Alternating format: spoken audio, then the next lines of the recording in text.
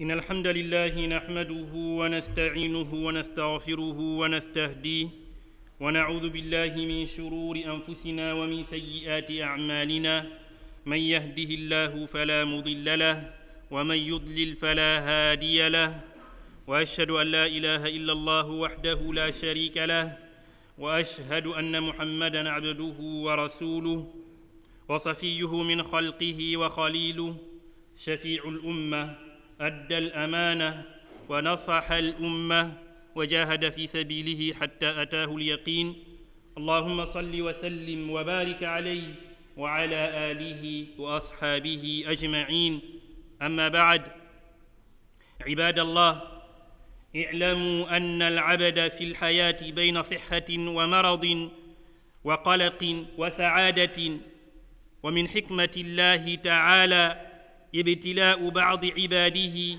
بالأمراض في أبدانهم والصعوبات في حياتهم. كتاب الله والمأثور من السنة علاج لأمراض القلوب من شرك وشبهات وشهوات وهموم وأحزان، وعلاج الأبدان لمن صدقت نيته. قوله تعالى: وننزل من القرآن ما هو شفاء ورحمة للمؤمنين ولا يزيد الظالمين إلا خسارا. قوله تعالى: قل هو للذين آمنوا هدى وشفاء. قول النبي صلى الله عليه وسلم: ما أنزل الله من داء إلا أنزل له دواء علمه من علمه وجهله من جهله. من الذي يرقي؟ هل هو إمام المسجد أم الخطيب أم من؟ أنفع ما يكون أن يقرأ الإنسان على نفسه أو على أهله من زوجة أو والد أو ولد، وهو أصدق في اللجوء إلى الله، فالمريض هو الذي يقاسي العلم ويعانيه وليس الراقي، فدعاؤه يكون أقرب لكونه يظهر الحاجة والفقر إلى مولاه سبحانه. Chers fidèles, dans ce prêche, nous parlerons de la ruqya, guérison avec le Coran. Les imams sont sollicités presque tous les jours pour ça. Presque tous les imams. Et parfois, c'est un sujet de crispation. Quand l'imam, il conseille que la personne fasse elle-même sur la ruqya, et la personne en face ne veut pas comprendre. Non, tu dois le faire, ainsi de suite. Je tiens qu'à rappeler que la vie est constituée par des hauts, par des bas. Parfois, on est en bonne santé et d'autres fois, on tombe malade et on est angoissé. C'est ainsi va la vie. La certitude que je veux affirmer que le Coran est une guérison. C'est Allah subhanahu wa ta'ala qui nous dit à travers ce verset « وَنُنَزِّلُ مِنَ الْقُرْآنِ مَا هُوَ شِفَاءٌ وَرَحْمَةٌ لِلْمُؤْمِنِينَ » est une certitude. Notre bien-aimé sallallahu alayhi wa sallam nous dit dans ce hadith qu'Allah subhanahu wa ta'ala n'a descendu aucune maladie sans qu'il n'en fasse de même pour son remède. Certains le connaissent et d'autres non. Alors, chercher la guérison à travers le Coran montre notre foi et notre confiance en Allah subhanahu wa ta'ala, de sa capacité à tout faire, de son pouvoir irrésistible à tout faire. Imaginez celui qui prend Al-Fatiha, qui récite, qui lit, ou qui a quelque part, qui récite sur la Fatiha, qui récite la Fatiha. Ceci montre qu'il a cru en Allah subhanahu wa ta'ala de son pouvoir. Alors la question qu'on se pose, qui doit faire la ruqya? Est-ce que c'est l'imam ou est-ce que c'est le cheikh qui doit faire la ruqya? Bien qu'il n'y a aucun mal qu'un imam ou une personne fasse la ruqya, il n'y a aucun mal à ça. Mais le mieux, le plus important, que la personne qui éprouve des difficultés, la personne qui est malade, qui est touchée parfois par le mauvais œil, qui est touchée par des problèmes psychologiques, qui est touchée par la sorcellerie, qui est touchée par toutes ces choses, fasse sa propre ruqya. Notre bien-aimé sallallahu alayhi wa sallam, regardez comment il a enseigné sa famille ainsi que ses compagnons. Notre bien-aimé sallallahu alayhi wa sallam a éduqué sa famille ainsi que ses compagnons de l'importance que chaque personne place sa confiance en Allah subhanahu wa ta'ala et se soucie de lui-même. C'était l'enseignement prophétique. Tu souffres de quelque chose, invoque Allah subhanahu wa ta'ala. Quand tu invoques Allah subhanahu wa ta'ala, tu auras plus de chances que cette souffrance disparaisse. Tu as plus de chances parce que tu crois en Allah subhanahu wa ta'ala. Un jour, Othman ibn Affan, qui avait mal quelque part, il souffrait. Il est venu voir le prophète sallallahu alayhi wa sallam. Le prophète sallallahu alayhi wa sallam lui a dit de poser sa main là où il a mal et de dire Bismillah 3 fois et de répéter A'udhu billahi wa qudratihi min sharri ma ajidu wa uhadhir 7 fois. Et c'est ce que Othman ibn Affan a fait. À votre avis, le prophète sallallahu alayhi wa sallam pouvait bien sûr faire la ruqya pour Othman ibn Affan. Il pouvait bien sûr faire l'invocation pour Othman ibn Affan. C'est pas ce qu'il a fait.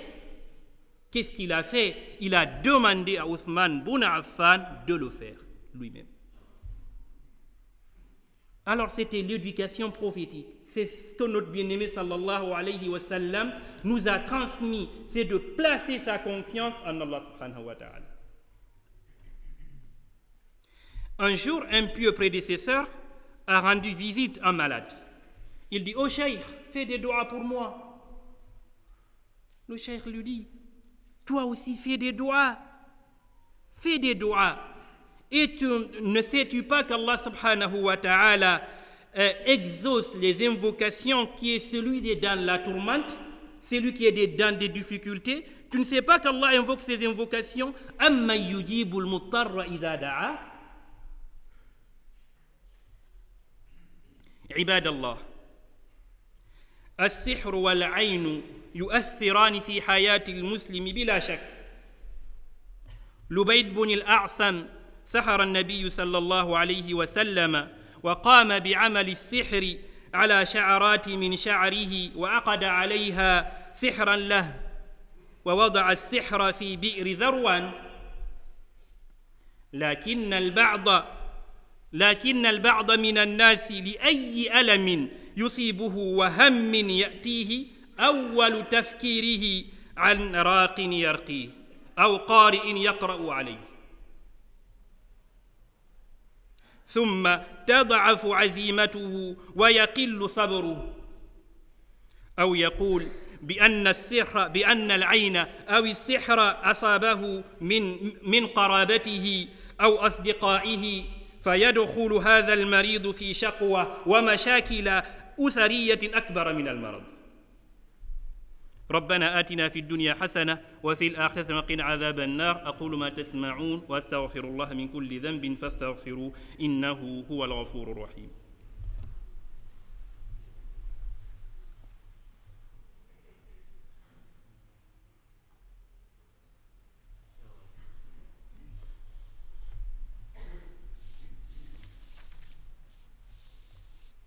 الحمد لله على إحسانه والشكر له على توفيقه وامتنانه وأشهد أن لا إله إلا الله وحده تعظيما لشأنه وأشهد أن محمدًا عبده ورسوله أما بعد. Chers fidèles, qu'en est-il de la sorcellerie le mauvais œil, le croyant doit-il croire à cela? Est-ce que cela peut nuire? Évidemment, ça existe. C'est quelque chose qui existe. Ça peut nuire. Dans plusieurs versets, Allah subhanahu wa ta'ala nous parle de ce sujet dans plusieurs endroits. Même le prophète sallallahu alayhi wa sallam a été touché par l'Ubayd ibn Asam. Un jour, une femme est venue voir le prophète sallallahu alayhi wa sallam qui était possédée afin que le prophète sallallahu alayhi wa sallam fasse des invocations pour elle. Et notre bien-aimé sallallahu alayhi wa sallam lui a suggéré de patienter à cette épreuve et qu'à retour, la récompense sera le paradis éternel. Alors, le mauvais œil, ça existe. Mais le problème, il ne faut pas exagérer non plus. Il ne faut pas exagérer. Celui qui n'arrive pas à valider son année doit réviser, doit travailler ses lacunes. Ou celui qui n'a pas de promotion dans son travail doit monter en compétence, doit revoir son comportement. Tout n'est pas sihr, tout n'est pas mauvais œil. Alors, il faut prendre ses responsabilités et assumer ses erreurs. De dire oui, ça existe, mais tout n'est pas sihr. À un certain moment, il faut faire la part des choses. Sinon, ça serait trop facile. Quand on n'arrive pas à se marier, c'est du sihr. Avancez, barakallahu fikum, s'il vous plaît. Il y a beaucoup de monde. Avancez, s'il vous plaît. Quand je n'arrive pas à me marier, c'est du sihr. Quand je ne valide pas mon année, c'est le mauvais œil. Quand j'arrive pas à progresser professionnellement, c'est du sihr, c'est du mauvais œil. C'est très facile. C'est vraiment facile de dire ça.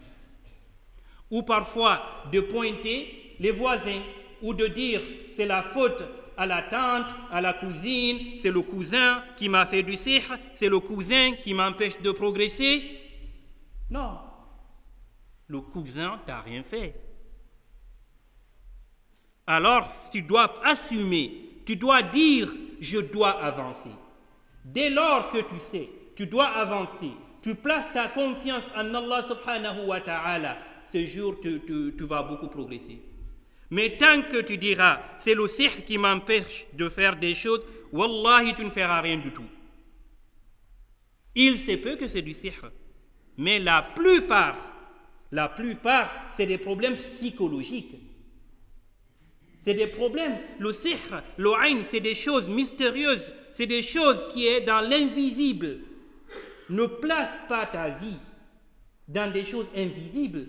C'est que je veux dire concernant que tu assumes tes responsabilités, que tu te dis oui, je dois bouger, oui, je dois faire mieux ce que je suis en train de faire, là tu peux le faire. C'est quelque chose que tu peux le faire. Aujourd'hui, combien de familles sont déchirées par cette accusation infondée? Il m'a fait du sihr. C'est des familles qui sont déchirées. À chaque fois quand on voit l'autre, on le regarde à travers. Il a fait ça à mon fils. Il a empêché ma fille d'avoir le bac. Et il y a ça, cette crispation qui existe entre nous. Je veux dire, celui qui n'a pas son bac doit réviser. Tout simplement. Et je pense que quand il va réviser, il aura son bac, Inch'Allah. Quand il révise bien, il aura son bac avec mention. Donc ce n'est pas du sihr ou le ayn qui l'empêche d'avoir son bac.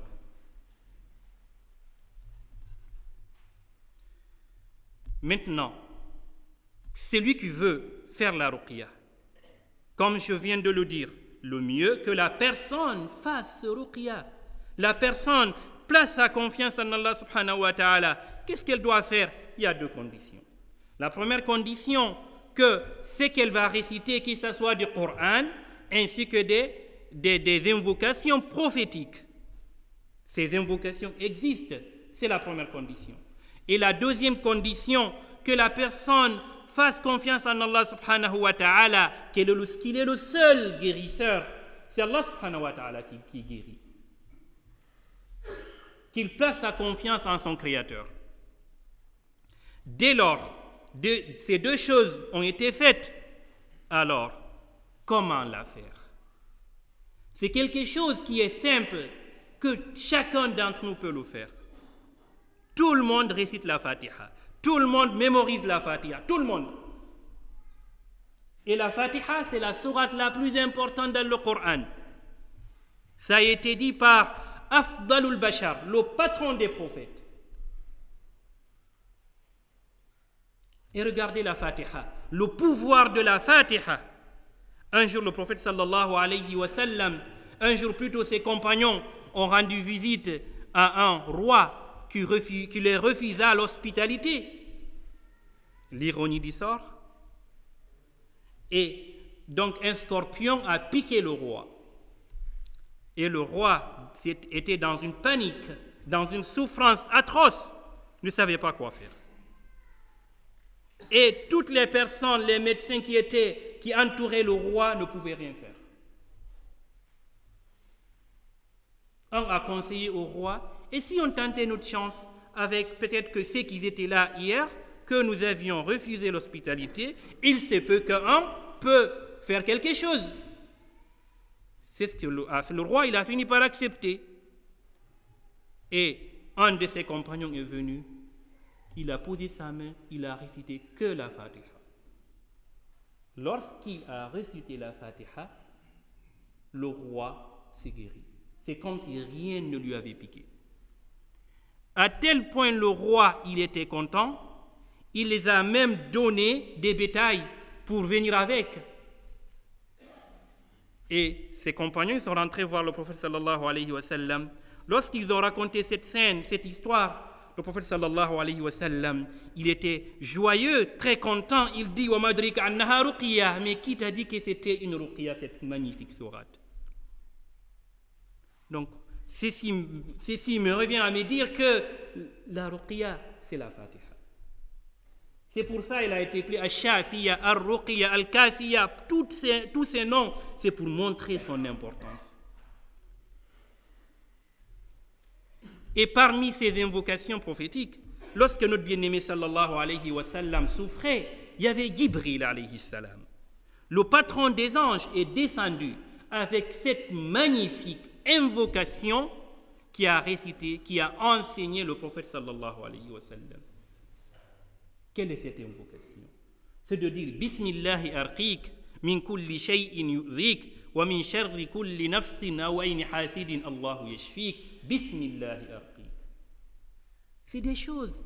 Chacun d'entre nous peut apprendre cette invocation et l'appliquer. Et chacun d'entre nous peut apprendre cette invocation. A'udhu bi kalimatillahi tamma min kulli shaytanin wa hamma wa min kulli aynin lamma. C'est ce que le prophète sallallahu alayhi wa sallam récitait sur Al-Hassan ou Al-Hussein.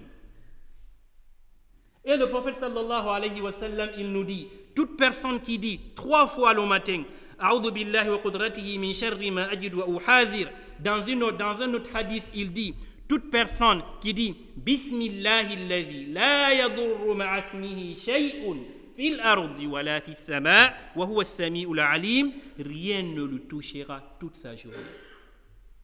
S'il le dit le soir, rien ne le touchera toute sa soirée. C'est des choses qu'on peut le faire. C'est des choses qui sont accessibles à tous. Maintenant, pour finir, un jour, Fatima, qui est la fille de notre bien-aimé sallallahu alayhi wa sallam, elle est venue voir son père, qui est notre bien-aimé sallallahu alayhi wa sallam, s'est plainte auprès de lui qu'elle était presque tout le temps fatiguée. Elle avait du mal, le travail s'accumulait, elle était fatiguée.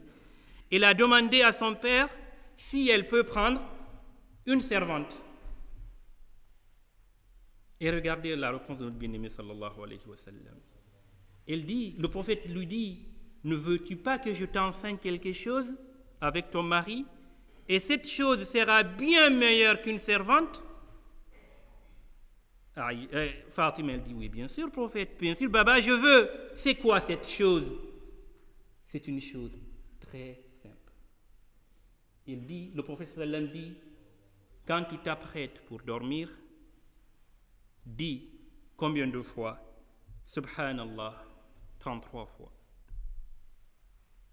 Tu dis Subhanallah 33 fois. Alhamdulillah, même chose, 33 fois. Tu dis Allahu Akbar 34 fois. Et cela sera bien meilleur pour toi qu'une servante. Donc ça veut dire quoi?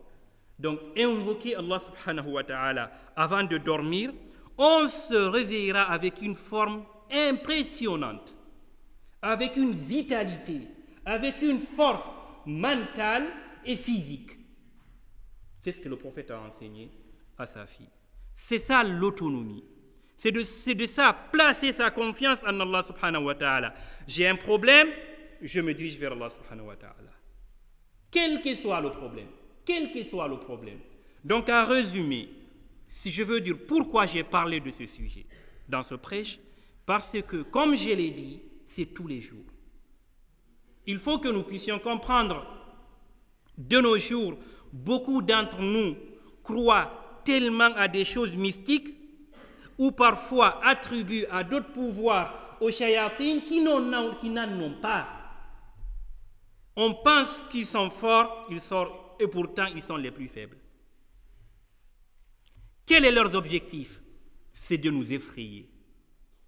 Une fois qu'on a peur, alors on n'est plus dans notre zone de confort. Allah il nous dit innama dhalikumu shaytanu yukhawwifu awliya'a. Il dit fala takhafuhum, n'ayez pas peur. C'est une garantie.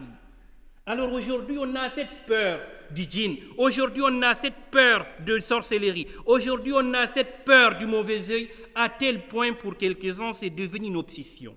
Et ça nous empêche même de vivre. Alors plaçons notre confiance en Allah subhanahu wa ta'ala. Quand on a confiance en Allah, il nous suffit. Un jour, le prophète sallallahu alayhi wa sallam, il était avec Mu'adh bin Jabal. Il a pris l'épaule de Mu'adh bin Jabal, lui a caressé son épaule. Il dit, Mu'adh, je t'enseignerai quelque chose. Aujourd'hui, dis-toi que Mu'adh, toute personne, si toute l'humanité, ainsi que les hommes, les djinns, se mettaient d'accord pour te faire du mal, ils ne te feront pas du mal tant qu'Allah subhanahu wa ta'ala t'a pas prescrit ce mal. Il dit, si toute l'humanité, que ce soit les hommes, tout ce qui se trouve sur cette terre, voulait te faire du bien, ils ne te feront jamais ce bien tant qu'Allah subhanahu wa ta'ala t'a pas prescrit ce bien. Ça a été écrit bien avant même qu'on soit né. Alors plaçons notre confiance en Allah subhanahu wa ta'ala et c'est l'effet contraire qui va se passer. Alors cette peur qu'on a envers des choses occultes, c'est eux qui vont avoir peur de nous. Parce qu'on croit en Allah subhanahu wa ta'ala. Regardez Omar ibn al-Khattab. Quand Omar ibn al-Khattab, il passait sur une route, un chemin, plus dans un rayon de 40 km, aucun shaitan ne traversait parce qu'il y avait Omar. Pourquoi? Parce qu'il avait la crainte d'Allah subhanahu wa ta'ala. Parce que Omar ibn al-Khattab faisait confiance à son Créateur. Parce que Omar ibn al-Khattab craignait Allah subhanahu wa ta'ala. Alors nous aussi, revenons vers Allah subhanahu wa ta'ala et Inch'Allah, tous ces problèmes disparaîtront. Tous ces problèmes disparaîtront sans souci. اللهم تقبل منا إنك أنت السميع العليم اللهم تقبل منا إنك أنت السميع العليم اللهم تقبل منا إنك أنت السميع العليم اللهم اغفر لنا ذنوبنا وكفر عنا سيئاتنا وتوفنا مع الأبرار اللهم اشف مرضانا ومرضى المسلمين اللهم اشف مرضانا ومرضى المسلمين قوموا إلى صلاتكم يرحمكم الله